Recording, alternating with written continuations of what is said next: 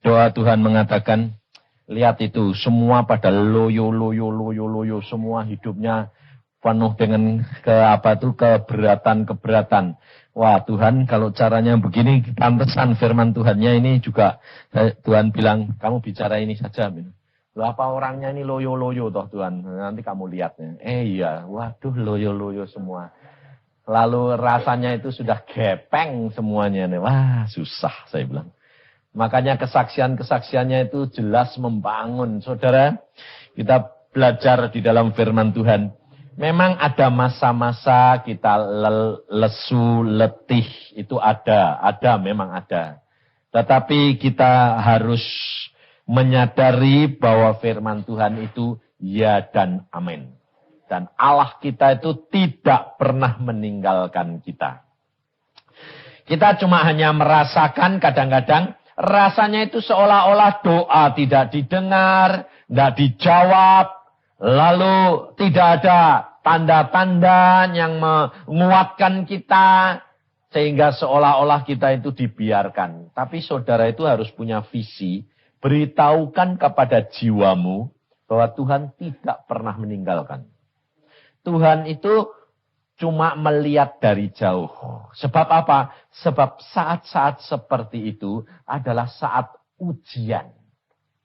Loh, anakmu itu kalau sekolah ujian, itu boleh didampingi gurunya enggak? Hah? Enggak boleh. Tapi selama anakmu belajar, setiap hari sekolah enggak ujian, didampingi gurunya enggak? Tanya dikasih tahu enggak? Iya. Tapi kalau masa ujian, justru gurunya itu lihatnya dari jauh. Tidak boleh bertanya, tidak boleh mendapat pemberitahuan. Di sini loh saudara, kenapa kejatuhan orang Kristen itu banyaknya di mana? Di masa dia berdoa tidak dijawab, di masa dia seolah-olah di dalam ditinggalkan. Ini lalu apa? Lalu dia tidak mau. Nah, di sini kebanyakan mereka jatuh. Tetapi kalau mereka tahu bahwa Tuhan tidak pernah meninggalkan, dan dia di dalam masa-masa kesulitan seperti ini dia berkata, Tuhan, aku tahu engkau tidak pernah tinggalkan aku. Itu orang percaya. Tapi kerap kali kita menjadi orang Kristen, jawaban kalau kita rasanya ditinggalkan lalu bilang apa? Kapan Tuhan kok gini terus? Kapan Tuhan kok tidak selesai-selesai? Kok lama sih Tuhan? Nah, kira-kira kalau ngomel gitu terus itu Tuhan malah seneng atau enggak? Mundur, saudara tahu. Mundur. Ujiannya tambah panjang, saudara tahu. Maka dari itu belajar, jangan ngomel, jangan kurang percaya. Tapi kita yakin bahwa Allah kita adalah Allah yang sanggup lakukan segala perkara. Belajar gini loh saudara. Tambah pencobaan itu tambah berat. Tambah rasanya abot. Tambah rasanya tidak kuat. Itu tambah mau bar. Sebab apa? Sebab selama engkau masih kuat menanggulangi. Selama engkau masih ada jalan. Engkau selalu masih memakai kekuatanmu sendiri. Dan Tuhan tidak akan tolong. Karena apa? Karena Tuhan tahu bahwa engkau masih sanggup. Di dalam saat yang kamu sudah tidak sanggup, di situ nanti tangan Allah yang menolong. Sebab apa? Sebab saudara dan saya selalu mengatakan bahwa kamu kan anak-anak Allah. Nah kalau anakmu lihat, ngangkat sedikit saja teriak-teriak. Ngangkat sedikit saja teriak-teriak. Kira-kira saudara bilang apa? Kamu sanggup angkat itu. Angkat sendiri. Ya toh? Tapi kalau kamu sudah tidak tahu, kalau kamu sudah tahu bahwa anakmu bakal tidak sanggup, nah baru engkau bertindak, betul tidak? Ini loh saudara. Hidup kekristenan harus hidup yang nyata. Kita harus tahu, percayakan sifat daripada Allah, perangai Allah, dan Alkitab ini diberikan kepada kita supaya kita itu belajar. Belajar, jangan sampai mengalami yang tidak enak, tapi ngalami yang Tuhan senang. Maka kita belajar di dalam Injil Lukas pasal yang pertama, ayat yang kelima mulai. Pada zaman Herodes, Raja Yudea, adalah seorang imam yang bernama Zakaria dari rombongan Abia.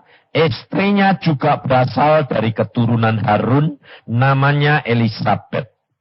Keduanya adalah, perhatikan ayat 6 ini, keduanya adalah benar di hadapan Allah dan hidup menurut segala perintah dan ketetapan Tuhan dengan tidak bercacat. Ini perhatikan. Bahwa Zakaria sama Elisabeth itu hidup benar dan tidak bercacat di hadapan Allah. Ini Allah yang suka.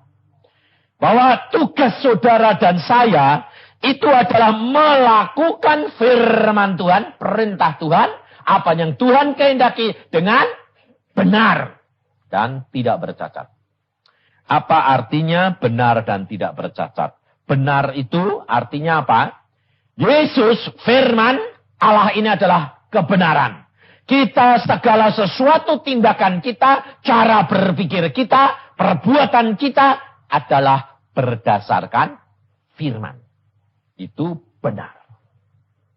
Sebab Tuhan Yesus berkata, di dalam dunia ini tidak ada seorang pun yang benar. Kecuali Yesus. Jadi kalau engkau melakukan segala sesuatu berdasarkan firman, itu pasti dibenarkan. Karena firman-Nya itu adalah kebenaran. Kamu hidup di dalam firman. Di dalam kebenaran Dia. Itu benar.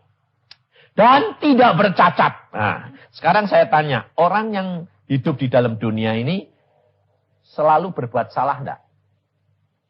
Ayo, siapa di antara saudara yang tidak pernah salah? Semua salah. Tapi mengapa di sini dikatakan tidak bercacat? Artinya bukan dia tidak tahu berbuat salah. Tetapi setiap perbuatannya didasarkan firman Tuhan Allah itu. Di dalam kebenarannya itu engkau dibenarkan. Jadi biarpun kamu di dalam hidupmu salah. Tapi karena motivasi hatimu itu tulus, engkau dibenarkan. Contohnya seorang anak. Seorang anak sudah kamu pesan kepada anakmu pada waktu saudara pergi. Nah, kalau nanti ada orang yang minta apa-apa kepadamu, namanya ini. Nah, sekarang orang itu datang. Tapi orang itu punya nama dua. Yang namanya dua. Yang satu, Benyamin, Paul umpamanya. Nah, bapaknya pesan, nanti kalau ada orang yang namanya Benyamin, datang minta ini, kasih ya. Lalu orang itu datang menyatakan, saya Paul. Mau minta barangmu ini. Kira-kira dikasihkan sama anaknya enggak? Enggak. Anaknya ngotot. Enggak boleh. Enggak bisa.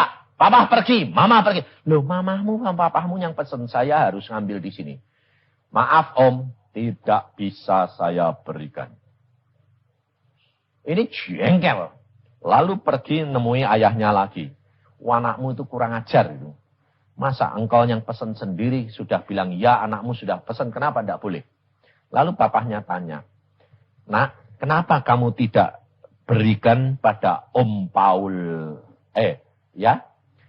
Om Paul tadi. Dia bukan namanya Paul. Dia datang pakai nama Benyamin. Saya tidak kasihkan. Papahnya ketawa. Karena apa? Wah, anak baik kamu. Kamu nurut dan taat dan setia. Betul enggak?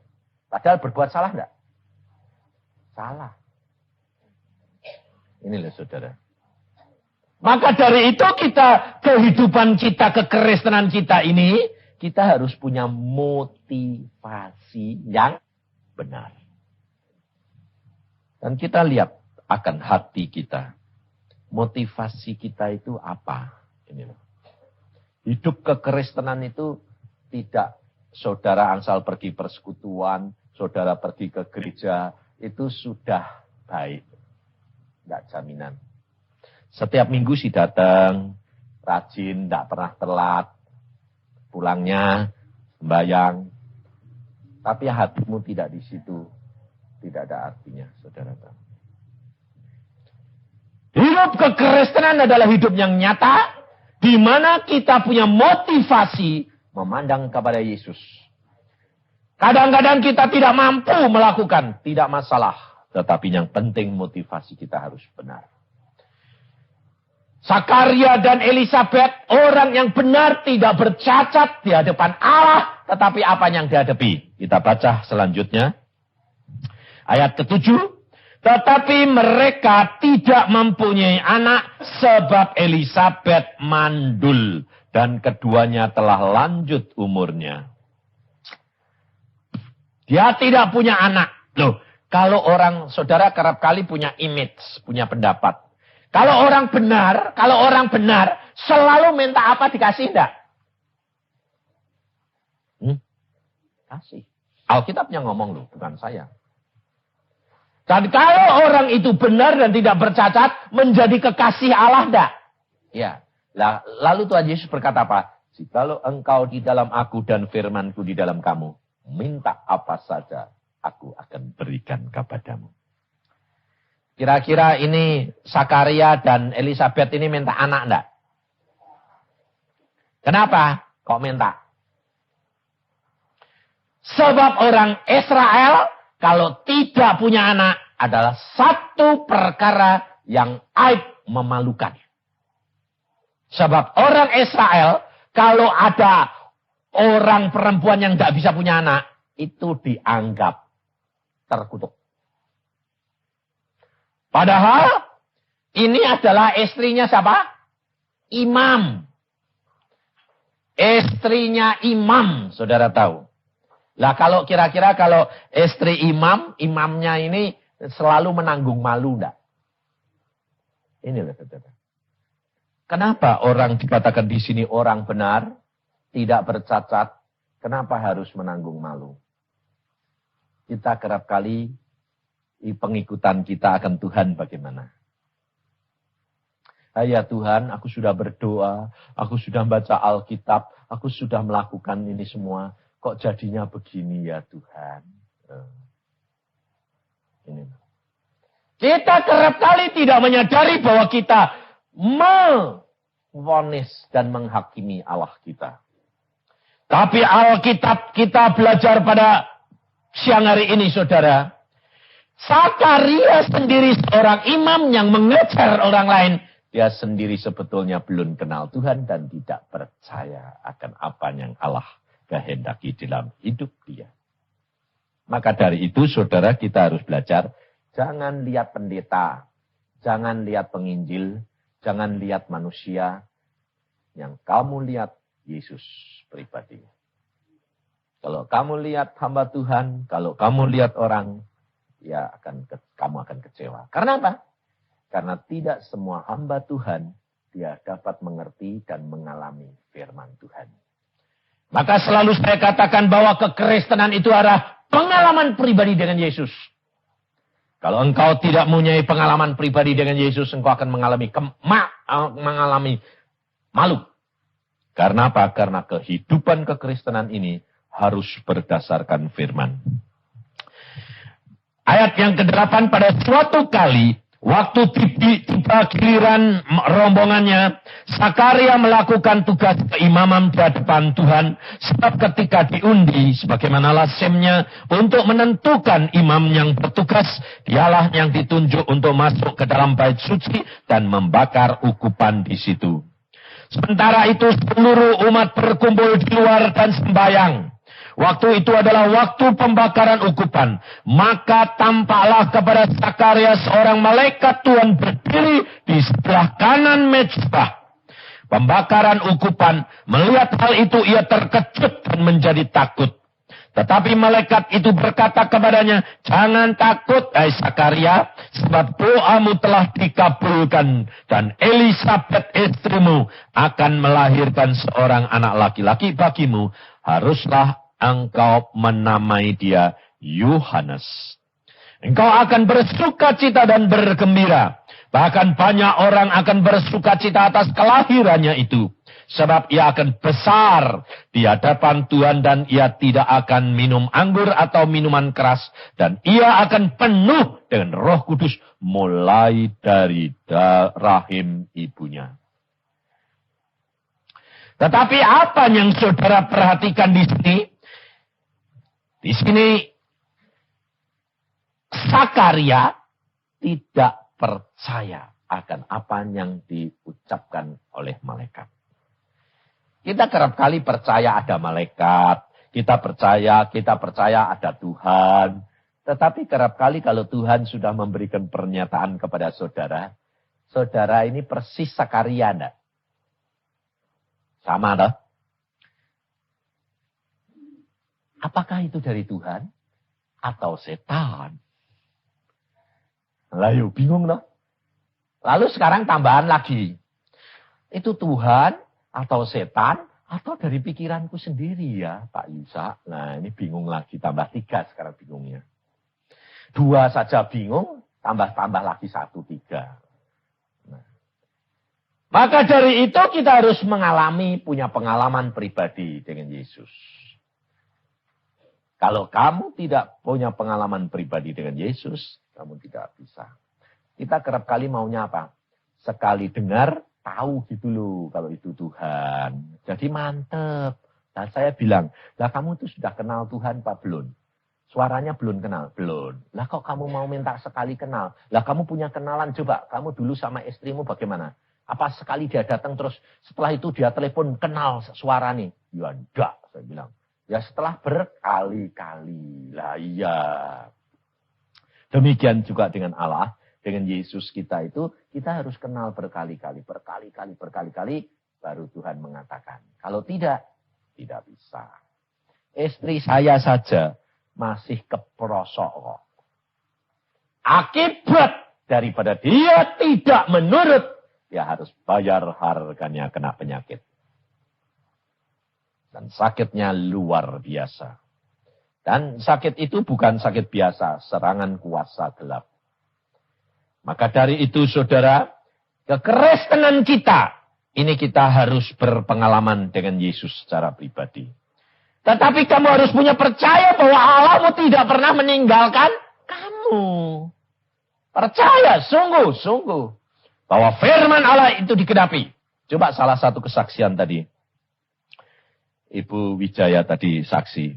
Kalau saudara pikir, ya dia kakaknya kaya, dia kaya, ya gampang beli villa ngomong gitu. Tapi saudara dia tidak ngomong soalnya. Kakaknya itu bukan orang Kristen, betul? Ini loh saudara. Kuncinya justru di sini. Kakaknya itu bukan orang Kristen. Loh, kira-kira kalau kakaknya Kristen itu untuk gereja, ya logis ya toh. Kakaknya bukan orang Kristen, saudara tahu. Tapi mengapa bisa digerakkan hatinya oleh Tuhan sedemikian? Loh, firman Tuhan yang berkata bahwa Allah akan memberikan berkat ini, buka berkat-berkat ini. Orang bukan Kristen disuruh cari uang yang menikmati orang benar. Ini firman Tuhan loh, bukan saya. Jadi kita cuma batasi kuasa Allah. Tapi kita kerap kali membatasi. Ini tadi Widodo datang-datang, saya duduk di sana, KPE dibukai semua itu bukunya. Wah, amplopnya tebal-tebal. Saya bilang, puji Tuhan, itu anugerah, berkat.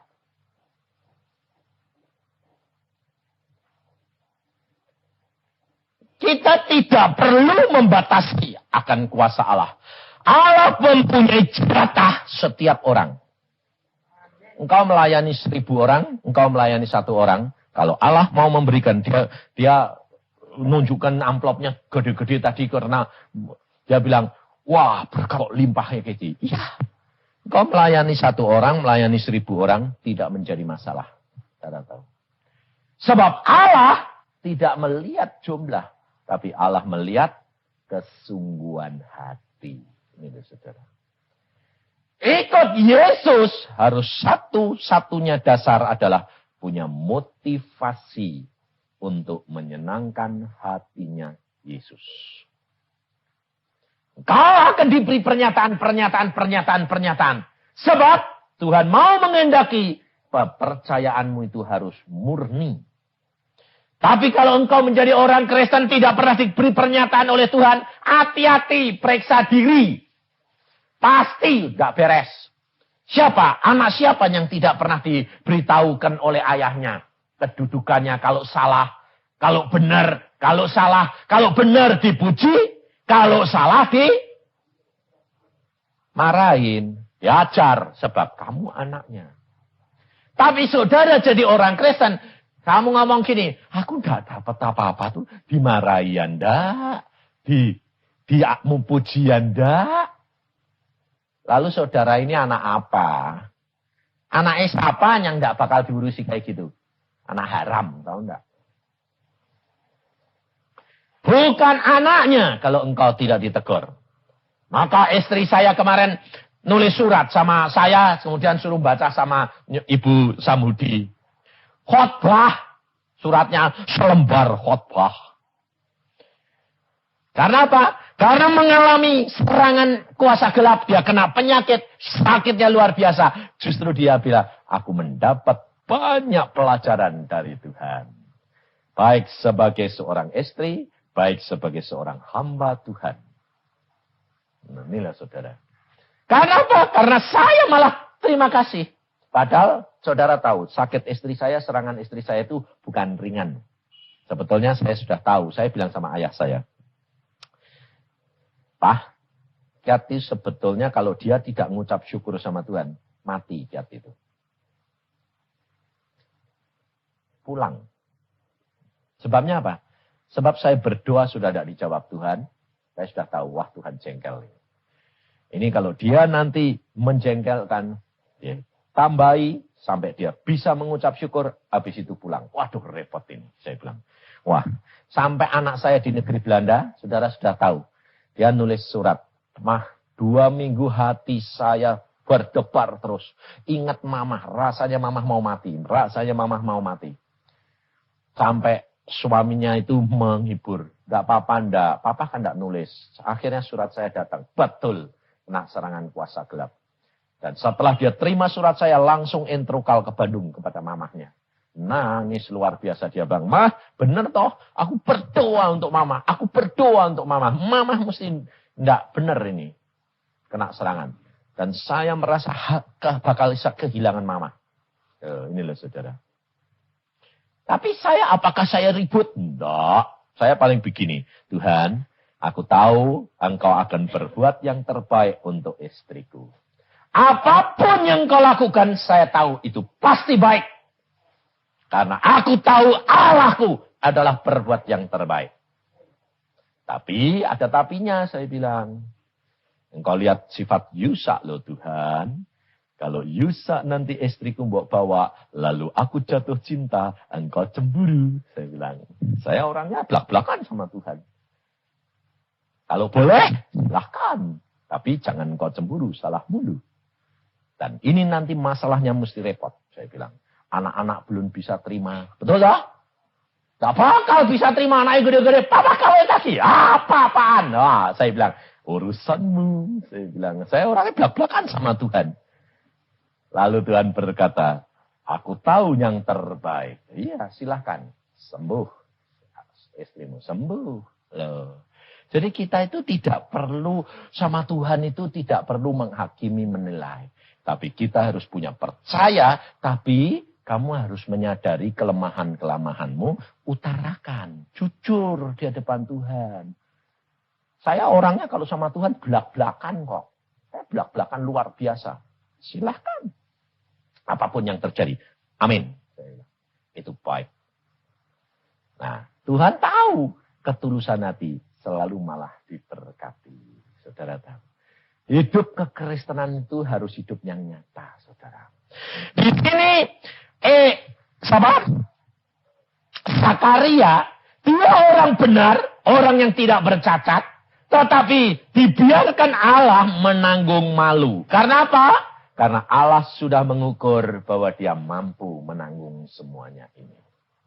Sehingga pada saatnya dia dikunjungi oleh malaikat. Dan dia dikatakan bahwa doamu sudah didengar. Engkau mau diberi seorang anak. Tetapi umurnya sudah lanjut. Waduh, tidak mungkin. Nah, apa akibatnya saudara? Di dalam ayat yang ke-18, lalu kata Sakaria kepada malaikat itu, bagaimanakah aku tahu bahwa hal ini akan terjadi? Sebab aku sudah tua dan istriku sudah lanjut umurnya. Jawab malaikat itu kepadanya, akulah Gabriel yang melayani Allah, dan aku telah diutus untuk berbicara dengan engkau dan untuk menyampaikan kabar baik ini kepadamu. Sesungguhnya engkau akan menjadi bisu dan tidak dapat berkata-kata sampai kepada hari di mana semuanya itu terjadi. Karena engkau tidak percaya akan perkataanku yang akan nyata kebenarannya pada waktunya. Akibat orang tidak percaya, apa? Kena hukum. Jadi, kalau saudara-saudara mengalami musibah, mengalami penyakit, mengalami problema, mengalami masalah, periksa diri. Pasti kurang percaya. Sebab kalau engkau percaya, tidak mungkin. Kurang percaya, tanggung akibatnya. Bayar akibatnya. Saudara tahu. Jangan kau kira bahwa pengikutan akan Yesus itu, hanya percaya selesai. Lalu pergi baktianan. Enggak. Kita harus bayar harga, saudara. Engkau tambah dikasih Tuhan, tambah salah sedikit dijewer, kamu tahu. Salah sedikit dipukul. Ayo. Kira-kira kalau saudara lebih senang ngasih Tuhan atau lebih, kalau gitu yang biasa-biasa aja lah. Jadi tidak kena pukulan. Enak terus. Ya dah. Tapi kalau saya lebih senang menyintai Yesus. Karena apa? Dipukul tapi disayang. Sebab saya ini bandelnya luar biasa. Saya kalau tanya apa-apa sama Tuhan tidak dijawab. Dulu ini. Dulu lebih bandel lagi. Saya kalau tanya apa-apa sama Tuhan tidak dijawab. Wah nakalnya. Saya pernah di Irian Barat. Kurang 3 hari. Mau pulang ke Indonesia. Mobil saya belum laku. Saya tanya Tuhan, mobilku ini yang beli siapa sih Tuhan? Tak tawar-tawarkan kau tidak payu. Tapi aku tahu engkau sudah tahu siapa yang akan membeli mobil saya. Tanya tidak dijawab. Tanya dia, saya bilang Tuhan ini kurang 3 hari loh Tuhan. Wes pokoknya tidak mbok jawab Tuhan, aku tidak makan, tidak minum puasa, mati pun biar peduli amat saya bilang. Dan saya benar-benar doa puasa, tapi tetap praktek saya. Lemesnya setengah mati. Hari ketiga, jam 3 siang, saya sembahyang. Saya bilang Tuhan kalau engkau tidak mau jawab, biarin mati, ben. Saya bilang. Tuhan datang sendiri, dia marah luar biasa. Dia datang, dia bilang, engkau paksa aku, siapa engkau? Aku raja di atas segala raja, engkau hambaku. Kenapa engkau berani paksa-paksa aku? Saya bilang, enggak maksa. Padahal maksa, kok bilang enggak, kurang ajar enggak. Langsung saya bangun dari sembahyang, ngapain? Ngambil air, minum. Loh Tuhan, aku sudah minum loh ya. Makan, saya makan. Terus habis makan minum sambil ngomong sama Tuhan. Aku udah maksa engkau loh ya. Aku sudah makan. Sudah minum. Dia bilang. Lalu Tuhan bilang. Apa enggak maksa? Kenapa kamu puasa? Lah kenapa enggak jawab-jawab kok? Kenapa kamu enggak sabar? Tapi aku sekarang enggak maksa. Engkau sudah datang kok. Berarti kan sudah jawab. Saya bilang. Lalu dia marah pada saya. Tapi saya bilang. Ampun dong Tuhan. Ampun aku salah. Aku enggak lagi dah. Saudara tahu. Sudah dimarahi begitu. Malamnya didatangi lagi. Didatangi ngapain? Gandang. Bisa? Itu loh. Orang yang mau beli rumah mobilmu. Saya bilang, loh itu kan perempuan janda itu kan mosok Tuhan. Orang tidak tahu, hatinya kepengen mobilmu. Datengin dan dia beli. Pagi-pagi saya bangun, terima kasih Tuhan. Kok engkau kok sayang sih Tuhan. Mbok marahi, tapi ya disayang-sayang. Loh. Itu luar biasa, saudara. Ya dah. Kita sama anak itu kadang-kadang marahi. Setelah marahi ya kita sayang-sayang dong. Sama. Dan pagi-pagi saya datengin ibu itu. Saya bilang, Bu, ibu mau beli mobil saya ya? Saya tidak langsung tanya bilang, Bu, mau beli mobil? Enggak. Saya langsung datang, Bu, ibu mau beli mobil saya toh? Kaget ibunya. Siapa yang kasih tahu? Pak dokter. Tuhan. Ya, tapi saya di dalam hati belum pernah ngomong sama orang. Tuhan tahu enggak? Tahu. Nah, mau enggak? Ya mau, memang saya kepengen. Beliau, saya bilang. Berapa? Kamu beraninya berapa? Saya beraninya segini, ya bayar. Ini loh saudara, kita kerap kali itu punya rencana yang panjang, punya rencana sendiri. Karena apa? Karena harga diri. Kita tidak mau membayar harganya ini. Sehingga kita kerap kali mengalami kegagalan pengikutan kita dengan Yesus. Yang enggak punya anak, kepengen anak. Tapi saudara-saudara yang punya anak, coba ibu-ibu ini dulu pada waktu mau melahirkan, sakitnya kayak apa? Pinggangnya sakit. Wah, saya pada waktu nungguin istri saya, di sebelahnya itu ada ibu yang lain. Ya melahirkan. Tapi ibu yang satu ini biasanya ribut terus sama suaminya. Taunya saya bagaimana? Di situ. Taunya apa? Lihat ini, saya menderita aku. Sakit kayak gini, punggungku rasanya putus. Kamu sih enak-enak. Saya bilang, kalau istri saya ini ya sakit, saya bilang, yang tolong sih punggungku ini digosokin. Saya gosokin. Saya lihat penderitaan istri saya bilang, aduh susah ya yang. Buat apa sih punya anak kamu kok? Ya kepengen punya anak aku sih gak kepengen lihat penderitaanmu gini. Saya bilang, susah. Saya bilang, saya lihat penderitaanmu saya turut gak sampai hati. Saya bilang, ngapain punya anak segala macam? Kamu ini kepengen anak dah. Aku bilang gitu. Gak usah lah aku minum. Tapi dengar yang sana, istri saya bisa ketawa, menggal-menggal. Kenapa? Sing suaminya bilang, iya, kamu yang menderita. Nah kalau gak punya anak, kamu yang kepengen. Sekarang punya, marah-marah. Jadi kita ini ketawa aja. Nah, terus terang saudara itu enggak gitu. Coba nanti yang biasanya ribut sama suami, kalau nanti mau melahirkan, mesti apa? Jengkel sama suaminya. Nah, ya, mesti keluar semua. Sebabnya apa? Pada waktu mau melahirkan, suaranya luar biasa. Benar kan? Tapi kira-kira kalau sudah keluar maklueng gitu, sakitnya inget enggak? Nanti bikin lagi enggak?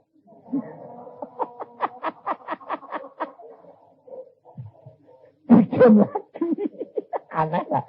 Saudara tahu, manusia itu selalu hanya sekejap. Iman percaya kita kepada Tuhan kerap kali juga begitu, saudara. Sementara kita di dalam masalah, kita berteriak-teriak. Nanti kalau sudah keluar dari masalah, lupa lagi. Lalu masuk lagi dalam masalah. Contohnya orang utang. Orang utang kalau sudah tidak bisa bayar, kelabuan cari Tuhan. Betul ya?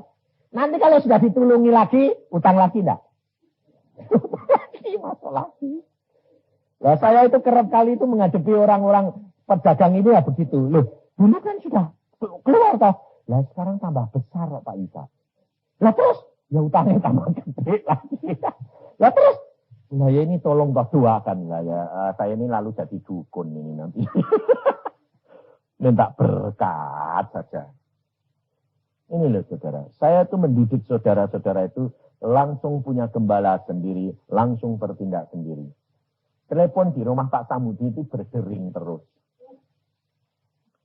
Makanya beberapa hari, 3 hari yang lalu, sedang saya sendiri bergumul dengan Tuhan, teleponnya out, mati. Jadi 3 hari tidak ada suara berdering telepon. Sebab saya sendiri sedang bergumul dengan Tuhan habis-habisan. Tapi setelah selesai, telepon nyambung lagi. Kalau nyambung lagi, Jam 5 sudah kering. Untungnya Pak Samudi yang nampani. Jam 5:30, 6 terus. Tanyaannya apa? Aneh-aneh. Tolong si Pak doakan, makku itu masih hidup, bisa hidup lama apa enggak? Ini jadi dukun, saya bilang. Repot ya. Tolong si Pak, sini saya kesulitan, bisa enggak keluar. Tolong si Pak, saya ini bangkrut. Nah, ya, semua perkara apa? Perkara daging. Ini betul. Dan saya mengajar kepada saudara punya Yesus Tuhan yang luar biasa. Dia sanggup lakukan segala perkara asalkan saudara itu percaya yang sungguh. Imam pun Sakaria tidak jaminan.